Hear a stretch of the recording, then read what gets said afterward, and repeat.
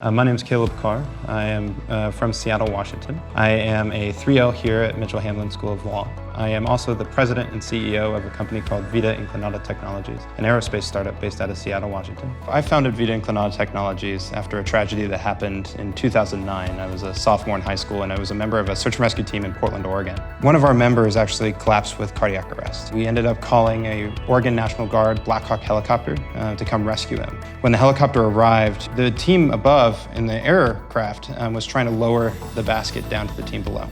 But the basket kept swinging back and forth because of the high winds. And because of the thick canopy of trees, it just seemed impossible. Eventually, the helicopter pilot above called off the mission, and so we on the ground ended up calling time of death. And so I took that tragedy, went to undergrad, met with a professor, and he simply just asked, well, why the hell don't you fix it?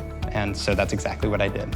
7 years later now, we have developed a company to be able to solve that exact same problem, to be able to ensure that we can completely eliminate the swing of rescue hoist systems, but more importantly, to ensure that we bring people home every single time. When Vita was struggling for years, I moved from the University of Colorado, where I was an undergrad, and I needed something to do. Vita was not making money, so I figured out, okay, what is another passion of mine? And law school was one of them. When I started law school, Vita was, like I said, nothing. And so I wasn't traveling, I wasn't having to go to a copious amount of meetings. But then last year, during my 1.0 year, it changed very quickly. And the reason it changed is we first got our first investment, $12,000. But I had to start flying everywhere. I had to start traveling. There's an ABA requirement that my past law school said that I had to be in the classroom 80% of the time. And I was forced, in between my 2.0 year, to basically decide, do I run a company or do I quit law school? And that was the reality that I had to choose between. Then I found Mitchell Hamline School of Law.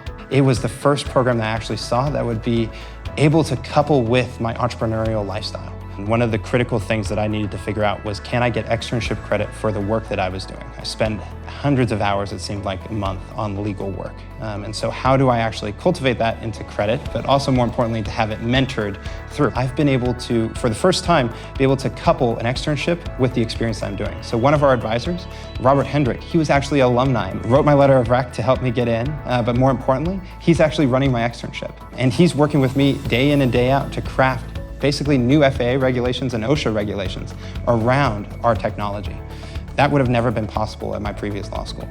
Mitchell Hamline gave me the flexibility to be able to really articulate what I wanted to grow in, what I wanted to actually apply my legal education to, and then most importantly, what I wanted to get out of it.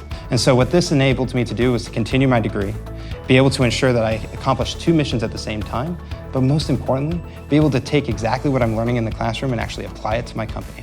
I mean, I just got out of an appellate argument. I do that for pitching every day for a company, whether it's investor funds or for a sale or whatever it might be.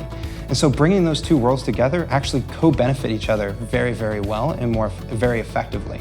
Mitchell Hamline brings together the capstone piece with the online component. And by bringing that together, not only now do I have a community of law students that I'm entrenched with every cohort that I'm working with, but secondly, and more importantly, in my opinion, is the ability to bring together the faculty, for me to actually meet them, for me to be able to interact with them, and be able to grow that legal network. The really great thing is, they're from all over the blooming country.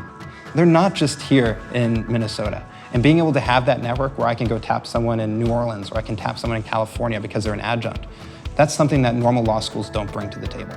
And being able to have the backing of Mitchell Hamline, and more importantly, the ability to take the blended learning that we are working on and going through every week, every semester, and be able to apply that in real life during entrepreneurial activities, that is invaluable. I am able to have that background. I'm able to understand it, but more importantly, I'm able to act intelligently on it. I'm taken seriously when I'm negotiating with the players like Boeing or Airbus or Sikorsky, but more importantly, I'm able to come back to my team and say, this is the legal risk, and this is how we address it.